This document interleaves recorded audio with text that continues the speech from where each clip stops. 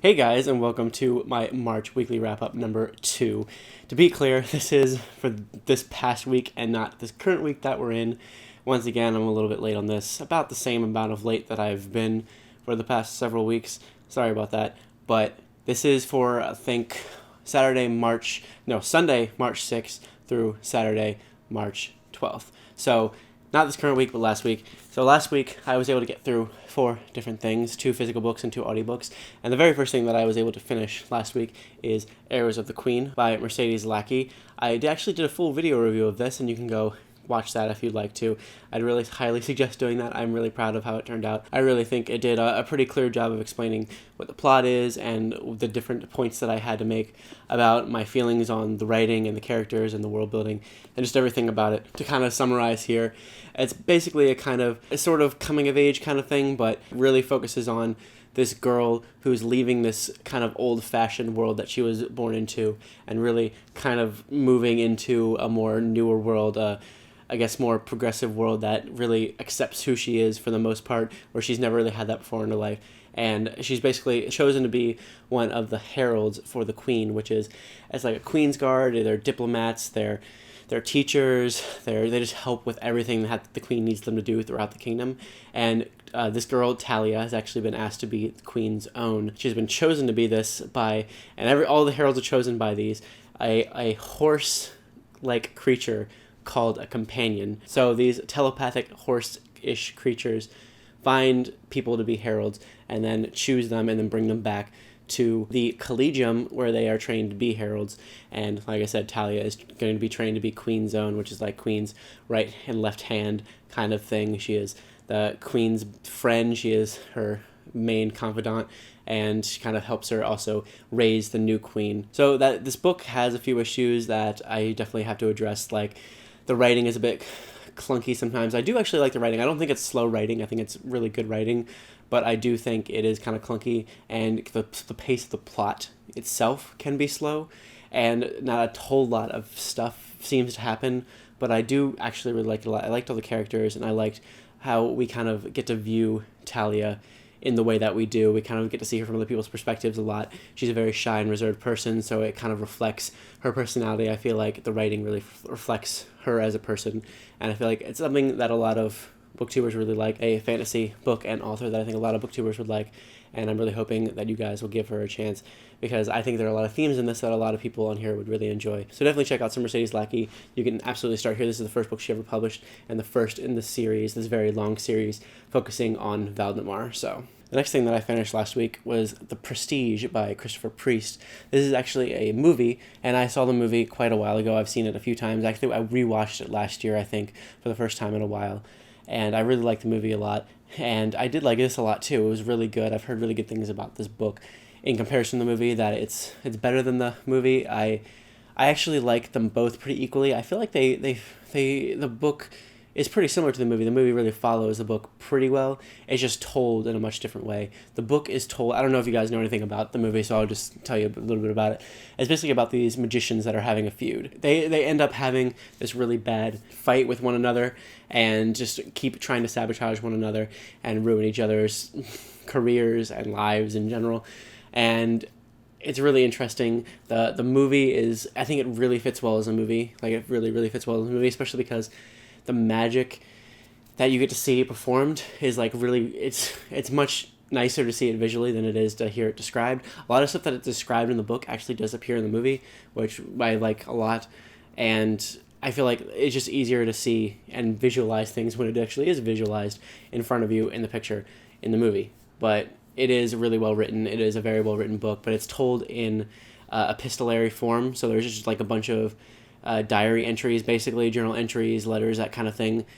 With these two magician characters, we get to see a lot of one of them and a lot of the other one, and get to see both of their different perspectives. Whereas in the movie, you mostly just kind of follow them linearly as they kind of mess with each other. And we do get to follow both of them sort of, but you mostly just follow them linearly like that. Whereas there's some things that one of them says that you don't necessarily get in their in their perspective, that we get later in a different perspective, in a way that is more mysterious and kind of leaves us hanging And I think that's really interesting and does a really good job of doing that. And I did overall really like the book. I think, like I said, I like them both equally. So if you like the movie, I definitely suggest giving the book a shot, especially if you haven't seen the movie in a while.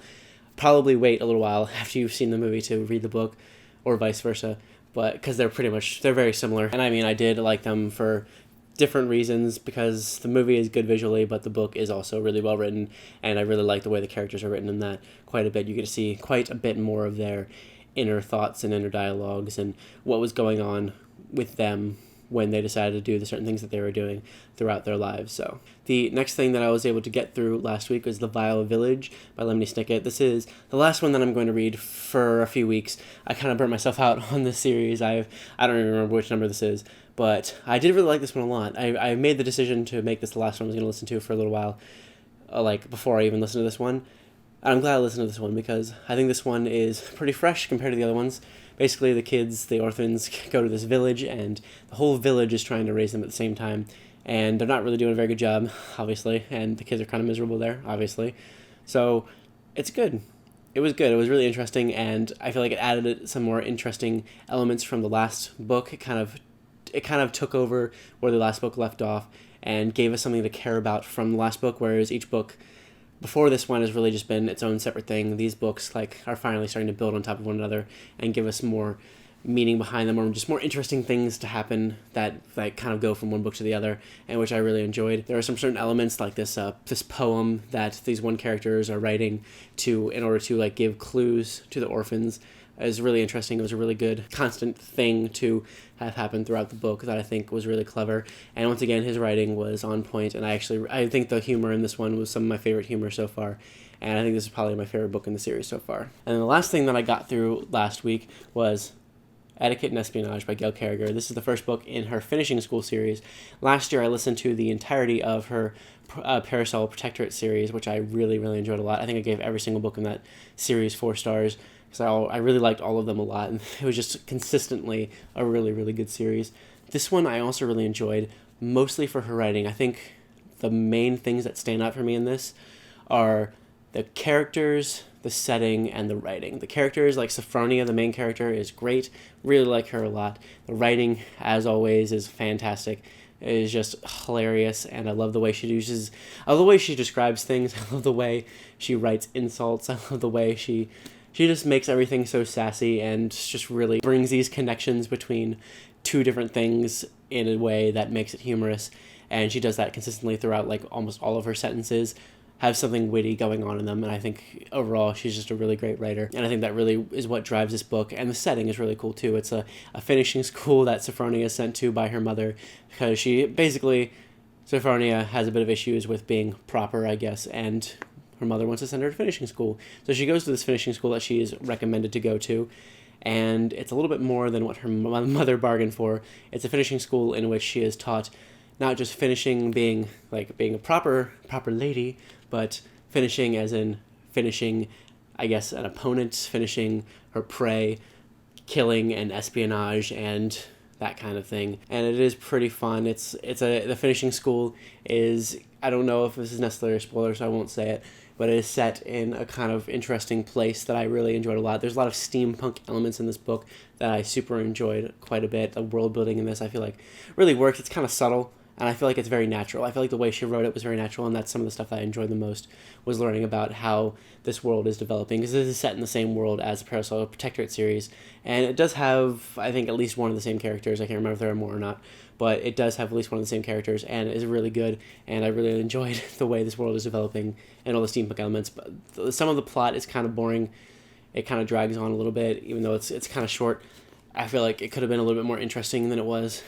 But I am really looking forward to the next ones. I feel like I've heard that this one is the weakest of the series, of this specific series, so I'm going to continue on with them, and hopefully I like the next ones a little bit better. I think I gave this one 3.5 stars, and I did enjoy it, but just had a few problems with the overall story in general. Anyway, so that's everything that I read last week. I'm still in the middle of reading a couple other things, like Fin Fancy Necromancy and Dies the Fire. Hoping to have at least one of those done soon. We'll see. And there's several audiobooks that I've been listening to recently that I'm really excited to talk about in my next weekly wrap-up. I've got a huge book haul to do, which I think I'll probably do this weekend. I've got an awesome shout-out to do within the next few days that I'm really, really excited to post on here. for a booktuber that just recently started. And I am going to do that shout out video. We kind of filmed it already, and I'm going to post it very soon, like I said. But I will just say right here anyway that Steve Donahue, a good friend of Giselle and ours, we've been hanging out with him a few times in Boston to go like on various bookish adventures. We've been on our vlog, and it's a lot of fun to hang out with him, and everyone seems to like him that watches our vlog. He's really smart,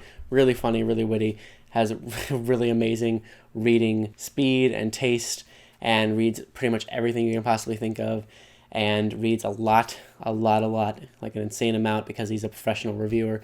He's really cool, and I will put a link to his channel in here in the description, and hope you'll check him out. And also check out the I kind of did like a little interview with him, a little interview / shout out video with him last weekend that I'm going to be posting, like I said, in a few days. And then lastly, to continue on with my last week's comment segment of my weekly wrap-ups, I'm going to respond to some of the comments from last week's video, last week's wrap-up. Emily Adeline says that she completely agrees with me on my opinion with The Shining Girls, that she was really disappointed in it. She kind of wants to check out the author's other books, and also mentions a book called The Collector by John Fowles that she says I should really check out because it has a terrible yet compelling narrator, which that's all you really have to tell me. I'm going to check that out. I'm going to go look that up. The Collector by John Fowles. I'm going to look that up and hopefully read it. Yeah, The Shining Girls.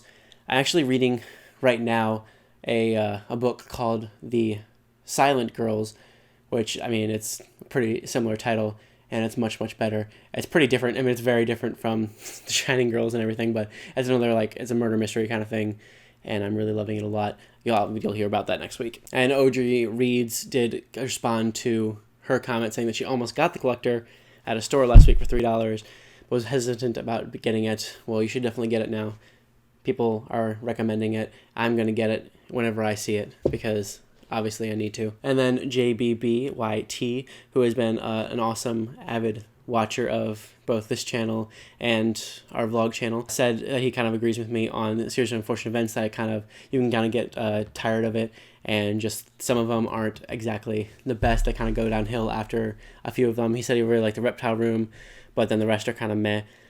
I'm really hoping to continue liking the series when I start again. I got really high hopes after reading The Violet Village, because The Violet Village I think is my favorite, and I think it really spruces up the series a bit more than the last few books have. So we'll see how that goes. And then Melody also read The Shining Girls and said that she did enjoy it, that it was very different from what she was read before, that she agrees with me that she wishes there was just more substance to it, and that they kind of explain things a little better, and that she is, like Emily, is very interested in reading another book by this author, which I am also, because I did really like the writing. And Melanie mentions that she really likes the writing. The writing was good in The Shining Girls. It really was. And that's what really kept me going with it and really enjoying it the way I did. That's why I gave it like 3.5 stars, 3 stars-ish, I can't remember. But I did like it. I just didn't think the story was all that it could have been, which is always disappointing when a book doesn't quite live up to what I think it could have been. But at the same time, I do think it was pretty good, and I do think the writing really carried it. So more books by that author is a must. And then Liz says that she didn't really know what The Shining Girls was about, and just thanking me for the sort of in-depth review. And just the 3.5 stars. So she just told me, I rated it 3.5 stars apparently. Now I remember. Yes, that is not that bad of a rating. It's not at all. My rating system has kind of gotten a little bit more on the rate things from 3 to 4 kind of scale now. I've hardly rated any books 5 stars in the past few months. It's just I've gotten really critical with what I've been reading, and nothing has really blown me away so much that I've been able to give it 5 stars. I don't regret giving the 5 stars that I gave to other books in the past couple of years, because they really blew me away at the time. But so far, in the last few months, nothing has really been blowing me away as much as it's just been like I really liked it. So I've been giving things 3.5 stars, 4 stars, that kind of thing quite a bit. And 3.5 stars is not bad because the writing is good, and I definitely suggest reading it for the writing and kind of taking the story with a grain of salt and hoping that the author kind of picks up their storytelling and their plots a little bit more in the other books that they write. And then Miriam from Between Lines in Life said that she really likes my weekly wrap-ups, and thank you so much. I find that I can't do full reviews for everything that I read, even though I really, really tend to want to. There's so many books around me, just like right now, especially ones that are in the haul coming up soon, that I just really, really want to read and then do full reviews for, like every single one of them. But it's not, I gotta be realistic, it's not gonna happen, so this is a really good outlet for that. And then Steve, who I've just talked about, so that Tea with the Black Dragon, which was recommended to me in the comments of the video before this one, someone recommended me Tea with the Black Dragon because it sounded really cool. He says it's wonderful and that he'll try to find me a copy of it because that's what he does. He finds booktubers copies of books that he thinks they'll like and sends them to them, which he doesn't have to do, but if he is able to find Tea with the Black Dragon, I'm perfectly willing to take it off his hands, if I'm being completely honest, because I want that. Anyway, thank you guys so much for watching. If you have anything to say about anything that I talked about or read this week, please let me know. I can't wait to continue to post these weekly wrap-ups. I'm glad you guys seem to be enjoying them. I certainly am enjoying filming them. I really like this format quite a lot. And yeah, thank you guys so much for watching, and I'll see you later with more.